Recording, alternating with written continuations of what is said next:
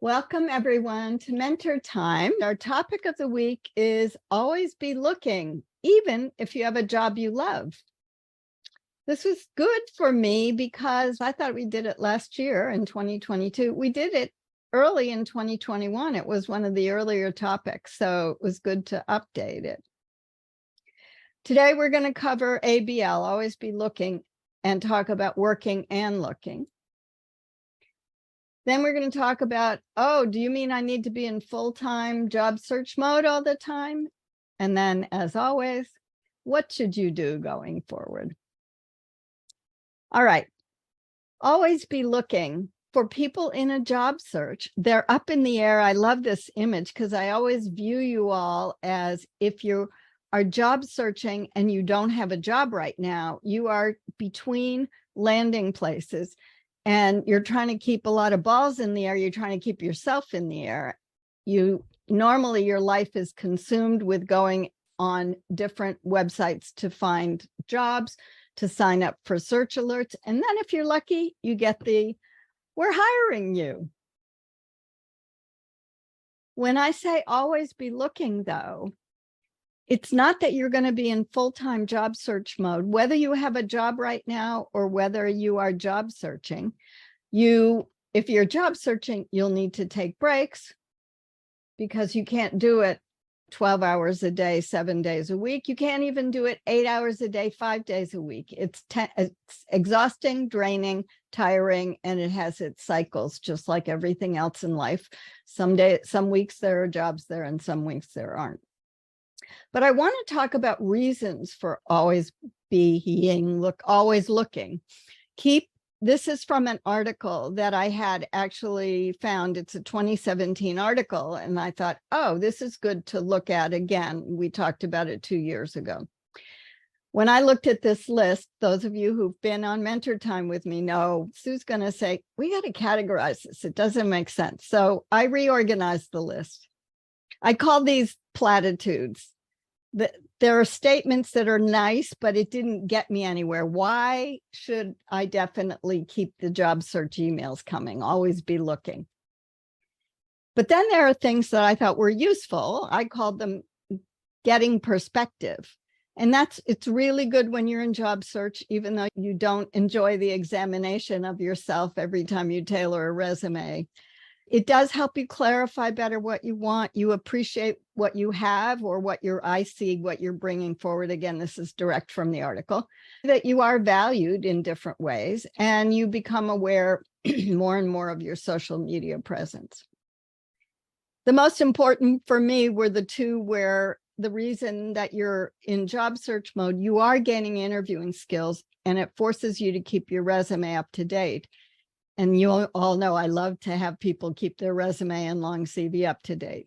But if you're working and looking, or you keep the always be looking, you're not actively looking, but you happen to open up a search alert that you got on a Sunday morning, you have some time, you're looking at it and you think, oh, that's an interesting job. Maybe I'll apply for it. That happened to me several times over my last decade of work, and I went and took the interviews, and you gain interviewing skills. You also get a sense of where jobs are going. So I wrote my own reasons because that was the only article on that phrase that I could find way back 2 years ago. I've got a summary at the end listing what I actually wrote out. But the first one is it gives you a chance to see what's happening out there. And by happening out there, I mean, you get a continuous environmental scan of what's happening in the world of work. When you're getting those job alerts, you see who's hiring, you see who's going after what kinds of procurements, you see the procurements that are out there, depending on the search alerts you've signed up for. You see a window into what the organizations that your colleagues and competitors are doing. There's nothing like a USAID big contract bid to see all the competitors that I used to work with who are hiring or trying to identify candidates for what they think the bid's going to call for, because it's often announced as a pre-document. It helps you keep up with changing job titles, keywords, keyword phrases. Key phrases, I guess, would be the word for the phrase for that. And that's important because your job title from 2 years ago may not be what jobs are now searching for, even though the skills that you have come through and are able to obviously do the new job title. It's a great way for you to keep track of business development trends. I did this a lot in the last 10 years. I was working, I had a big business development responsibility, and I could see who was bidding on what bids were out there, also what opportunities there were to collaborate. Sometimes you have the serendipity of finding your next career step. As I said, I occasionally found jobs and took interviews and looked at whether or not I wanted to take on a new job, doing an evaluation job that required going to New York City for 3 days every week. And you also have a window into what your colleagues and competitors are doing as individuals, because you'll get those job alerts, but you're also on LinkedIn, you see their updates. If a colleague's moving on, you're thinking, oh, did they get a promotion? Especially if they say that they're leaving someplace, but they haven't gone somewhere else yet. My search in my GLIT, my Google Literature Review, turned up a 2022 article. It was a very different perspective. It was written mostly from what employers need to be aware of. But the title of it is called When the Future of Work Means Always Be Looking for Your Next Job. I pulled this section out because they are focusing on the fact that employees are reacting to what's happened in the pandemic, to more freedom, if you will, is what I call it, about where you work and how you work. And this person it was early in the article, this person, Arthur, says he wants a new challenge about every 2 years to stay in his current job. Now, I don't know what a new challenge would look like for him. But also notice the focus is now on employers. You need to make sure that you are doing everything you can to keep your employees working with you, because they don't just automatically give you loyalty anymore. That's my paraphrasing of it. So what should you do? I've split this into two. First, we'll start with if you're job seeking now. You're definitely going to keep the alerts and searches coming, but I want you to be every couple months asking yourself, am I seeing different phrases in these job postings that are coming up?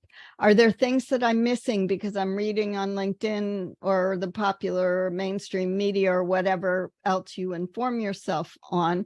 I'm seeing other topics. For example, we talked about the changing nature of work the last time in April. Now there's a new category of workers called prompt engineers.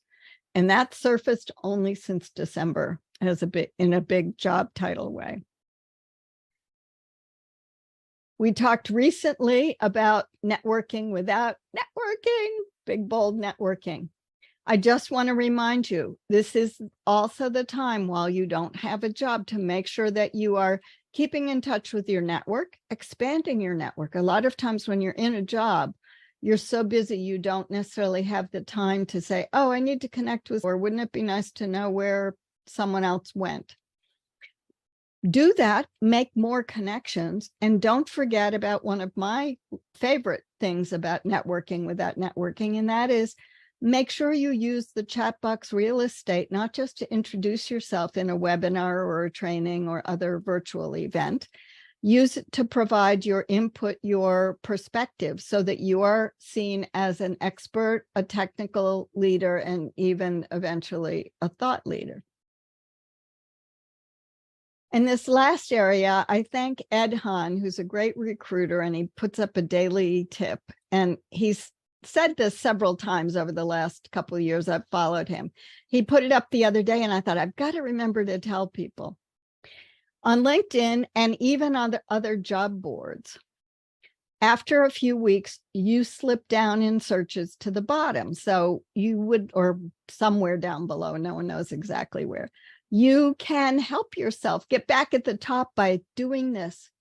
Change one punctuation mark, change a grammar point, put a space somewhere at the end of a line, something that makes you save your resume that's uploaded as new, or in LinkedIn's case, something in your profile as new.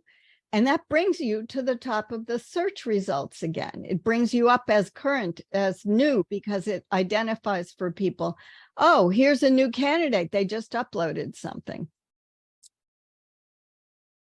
And several months ago, Brenda Miller put together a checklist, and she asked me and several others of what she calls her all-stars on the Friday VIP job seekers meeting for tips about what people should do if they're in a job or have just been let go. It's a 6-page, I think, 19 tips. But the important thing is, if you're in a job now, which we're going to next, these are still things that you can do and know about. One of the most important things, if you're job seeking and you still have access to some version of the contacts you had at your last job, make sure you know how to connect with those people and connect with them. Those are people most closely related to the work that you were doing before you went into full-time job search mode. And I think I forgot to put the link in there. Maybe it's in the references. All right. What if you're in a job now? Why does Sue say, you still should be looking? And you're thinking, Sue, do you remember, because you're retired now, do you remember how hard it was to find time to do anything other than work and maybe have a little time for yourself after you sleep and eat and do your exercises? First, you want to keep the job searches coming because it helps you update yourself. Just like we said, it's an environmental scan. But what do you want for searches? Set up, if you don't have them, set up 2 searches, one for what your present job title is, and the second for where you think you want to go or how you see the world changing, especially if you're following it for a while, so that you get searches from LinkedIn or Indeed, Glassdoor, wherever, Idealist. And that will help you be interested to see, where could I go? That's where the serendipity may happen. And get organized, because it can be overwhelming to get those emails. I had to stop signing into Indeed. I just use the main screen when I'm working with mentees, because they were constantly sending me updates that says, here's your search on business analyst, which was one search I did. So I suggest, if you're using Gmail, use filters. You can create rules that will filter your emails. If you have Outlook, you can set up an Outlook folder, and you can set up a rule as well to filter anything from Indeed or anything that says job posting or whatever it is, so that those things get put into a folder that you don't have to look at. And then if you go a week or 2 and don't look at it, you can trash whatever's in that folder, because the jobs will be changing, or you can just leave them in there for a while. When you have a few minutes, it used to be, I would say, if you were standing in line at the grocery store, we don't do that so much anymore. But if you're at a point where you have 15 minutes and you're scrolling on your phone, open up that folder and look at 1 or 2 of the recent searches and just go through them. Again, what's it give you? An environmental scan. It tells you what's coming up for, what's the availability of jobs you're looking for, or those potential new jobs. And it will also give you a window into how and in what way the world of work is changing. So here are the references. When I send out the recording, I will send out the link to Brenda's checklist. I did, because the only other place I've written this is in the recording I did 2 years ago when we covered this topic. I need to make a document out of this, but these are my reasons that I went over with you why we should always be looking, whether or not we have a job we love. And as always, I like to give credit for all of the wonderful images I have. So I'm going to stop there and see if anybody has any questions or comments. Ron? Yeah, actually, I've been out of the workforce for quite some time, but while I was listening, I was reminded of circumstances in the past. And this idea of always be looking, you really don't, especially if you're in a contract oriented business. And so I was working for a firm, and they survived on the basis of contracts. And at some point, they realized the contracts weren't coming in, and they had put out an announcement to everyone saying, oh, by the way, if you have an opportunity, maybe you should be looking. And so they actually invited people to be looking. So I had never really thought about doing it. So actually, I started doing that. I started looking, and they actually didn't mean me. They meant my staff. But I started going looking as well. And I found it an interesting experience, just the kind of jobs that would be out there and the kinds of things that I look at. So I agree. I think that's a good thing to be doing, because you never know. And certainly when I started looking, I was surprised at the nature of the kind of work and where the geographic locations were. That was the other thing for me, is I discovered there was a whole world out there, and I'd only been looking at my local area. And so that for me was good. Now, in the end, that didn't happen. I ended up going out on my own, but that did give me a perspective on it. The business, and that was actually related also to, you made a comment about loyalty. And I discovered that loyalty is not something that people really care about so much. And I think it's much today, it's even more, especially with this business of folks having options out there that they've never experienced before, where the job market's pretty wide open still waiting for that to close down, but it doesn't seem to be happening yet. And so this idea of employees being loyal can actually work against a person, I think. And you can actually suffer through poor working conditions and all the rest of it because you're trying to be loyal. So anyway, those are just some thoughts on some of the subjects that you mentioned. That's great. I love your comment about how it opened up geographically for you, because we used to get email lists of procurement from USAID and others, and that was hard. That was the only source of it. It's all burgeoned, and you're right, it is a good way to suddenly find the ability to have a larger perspective. So thanks for that. Does anybody else have comments? I know a couple of you are working, and I think at various times people who are working have been looking ahead to their futures, but I'm curious if anybody has anything they'd like to share.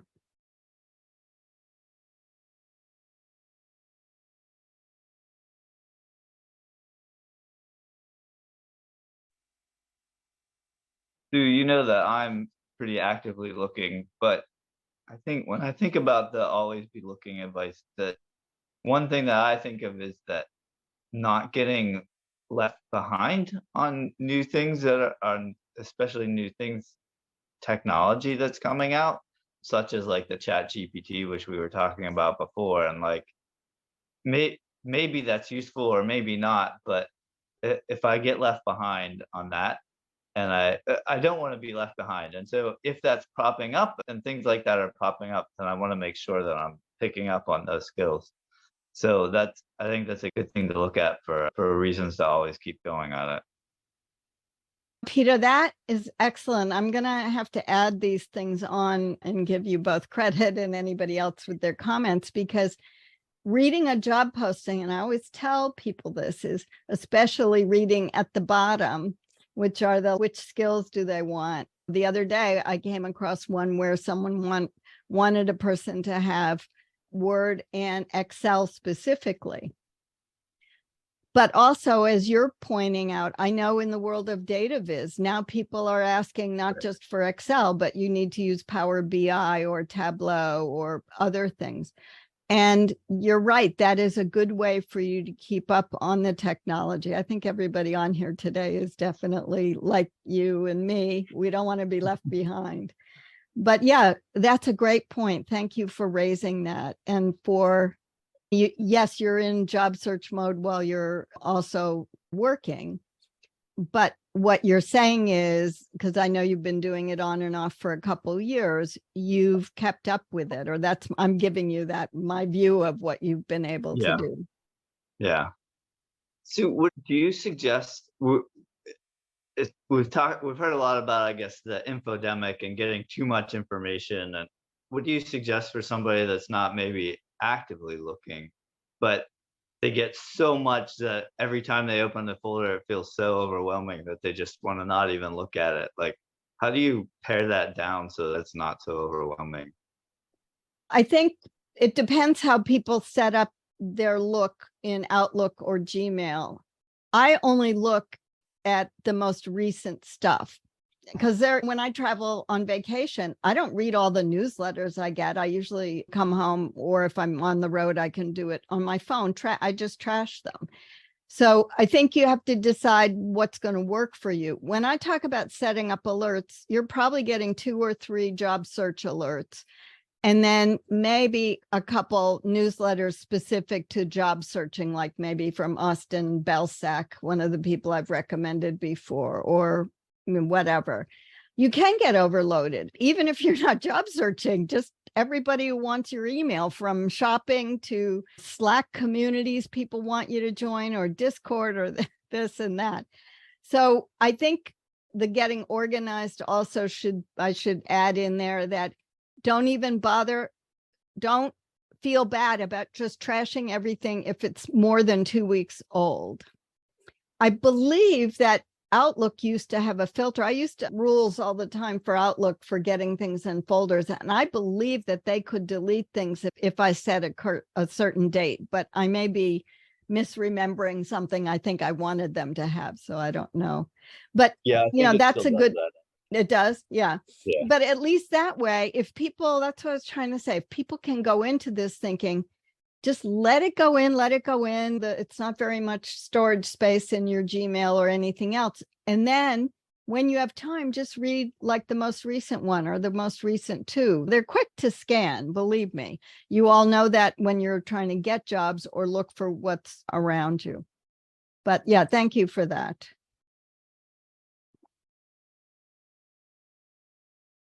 Anybody else have any comments? All right, then I will open up the chat box for anybody who has any question off the topic on anything else. So I have an off topic if nobody else does. I don't want to That's be fine. the only one talking. No, you're fine. That's fine. A couple of weeks ago, I saw on LinkedIn, it was called a new feature. I don't know if it was really new or not, but if you go on an organization's LinkedIn page and onto their about, there's a box you can sometimes check for interested in working there or something like that. You're Right. not, I think, is that, I mean, it's a thing. I've seen it on pages, but do you have any insight onto what that may or may not do? Yeah, I Or do. I'm so glad you asked this because I just assumed people started using it. And I heard about it a couple weeks ago. Brenda Meller actually tried it out and she apparently hadn't even done it, tried it out in last Friday's VIP job seekers meeting. And that link takes you to a place that wants you to upload all sorts of information. And so it's like do you remember the old days when we all got requests to send in our resumes to databases that were companies that were doing big contracts for AID, and they were collecting consultant email resumes, and we never heard back from them. I feel like it's the same kind of thing. Did you even click the link, or you didn't even click it? yeah, I've clicked the link on a few websites or a few of their pages, and it says it gives a check and says, "Okay, thanks for that." And I was wondering, does an HR person see that, or when they do a search, they'll see that and say, "Oh, this person's interested, maybe that," or if it's just like that, it goes into a black box, like you were saying, and you never ever hear anything about it again. I didn't know what it came to. Interestingly enough, there's a couple people, Kevin Turner, Linaire, whose last name I'm blanking on, from Australia, both reported this about a week or so ago. What we don't know is whether LinkedIn said to every company, guess what? You're going to start getting some kind of message from people. Now, I never thought about this. I could go to my company page and see if it's on my company page, Sue Mentors, and see if what happens. I don't know if LinkedIn provided something that people could opt out, companies could opt out for getting bombarded, like Amazon or Booz Allen or something. Yeah, I assume it's one of these things where they're trying to be more of a matchmaker between companies and people that are interested. But when Brenda clicked on that and it said, I think you had to, as I recall, she said you had to fill in a couple fields. I don't know what they're going to do with it. I don't even know where it goes. I don't know if it goes to, I don't know. I have no idea, because it's fairly complicated programming, because everybody's company page, you can list a website in there. I assume it would go to the website, but it doesn't list an email that says info@boozallen.com or anything. Yeah, very good question, Peter. I'll keep you up to date.